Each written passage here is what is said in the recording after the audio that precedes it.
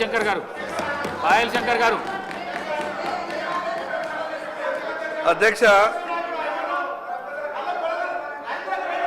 అధ్యక్ష రైతు భరోసాపై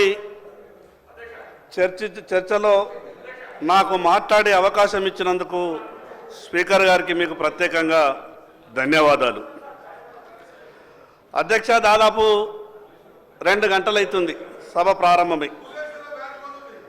Congress TRS party ఈ 2 పార్టీల నాయకుల మాటలింటే 2014 కన్నా ముందు ఈ రాష్ట్రంలో వ్యవసాయమే లేనట్టు, 2014 కన్నా ముందు తెలంగాణ రాష్ట్రంలో రైతులే లేనట్టు, అసలు తెలంగాణ రాష్ట్రానికి వ్యవసాయం అనేదే మేము నేర్పినాం, అసలు రైతులని సృష్టించడమే మేమనే విధంగా కాంగ్రెస్ టీఆర్ఎస్ 2 పార్టీలు కూడా మాట్లాడే ప్రయత్నం చేస్తున్నాయి.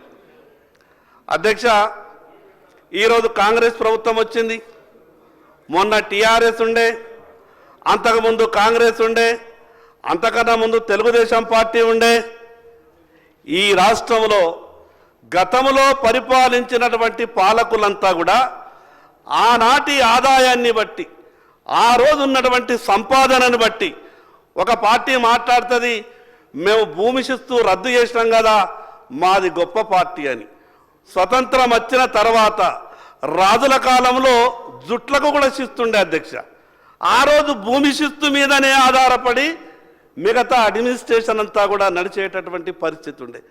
కానీ పాత రోజులకు ఈ రోజు మీరు కంపేర్ చేసుకొని మేమేదో గొప్పగా చేసినామని 2 పార్టీలు మాట్లాడేటటువంటి ప్రయత్నం చేసినాయి.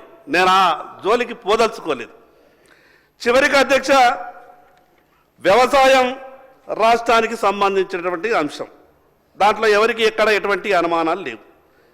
కష్టం వచ్చినా నష్టం వచ్చినా ఇబ్బంది వచ్చినా కూడా మన రాష్ట్రంలో ఉన్నటువంటి సంపాదన మన ఆలోచనకు అనుగుణంగా మనం మార్పులు చేర్పులు చేసుకొని ఈ రాష్ట్రంలో ఉన్నటువంటి వ్యవసాయదారుల్ని ఆదుకోవాల్సినటువంటి అవసరం ఉంది. ఈ పార్టీ ఆ పార్టీ కాంగ్రెస్ టీఆర్ఎస్ పార్టీ నాయకులు మాట్లాడేటప్పుడు మేం చేసినామని గొప్పగా మాట్లాడే ప్రయత్నం చేసినారు తప్పితే, ఢిల్లీలో ఉన్నటువంటి కేంద్ర ప్రభుత్వం వ్యవసాయం రాష్ట్రానికి సంబంధించినటువంటి సబ్జెక్ట్ అయినప్పటికీ ఇంత గొప్పగా మాకు సాయం చేసింది అని గతంలో పరిపాలించినటువంటి టీఆర్ఎస్ పార్టీ మాట వరుసకు కూడా మాట్లాడే ప్రయత్నం చేయలేదు అధ్యక్ష. పోనీ ఇప్పుడు వచ్చినటువంటి ఈ ప్రభుత్వం కూడా కేంద్రం నుంచి మనకు గొప్పగా సాయం వచ్చేటటువంటి అవకాశం ఉన్నది, సాయం చేస్తున్నది అని ఈ ప్రభుత్వం కూడా మాట్లాడేటటువంటి ప్రయత్నం చేయలేదు. కొన్నిసార్లు అనిపిస్తుంది అధ్యక్ష, రాజకీయాలంటే కేవలం విమర్శ మాత్రమే చెయ్యాలేమో, ప్రతిపక్ష పార్టీ అంటే అధికార పక్షాన్ని కేవలం తిడితేనే కానీ నీ పనితనం బయటపడదేమో అనే విధంగా ఆలోచిస్తుండొచ్చు. కానీ అధ్యక్ష మంచిని మంచి అనాలా, చెడుని చెడే అనాలా. వ్యవసాయ శాఖ మంత్రి గారికి నేను ఒక ఫోన్ చేసిన ఆదిలాబాద్ నుండి, మార్కెట్ యార్డ్లో ఉన్న రైతులంతా కూడా మొత్తం తిరుగులన రైతులు ఉన్నారు.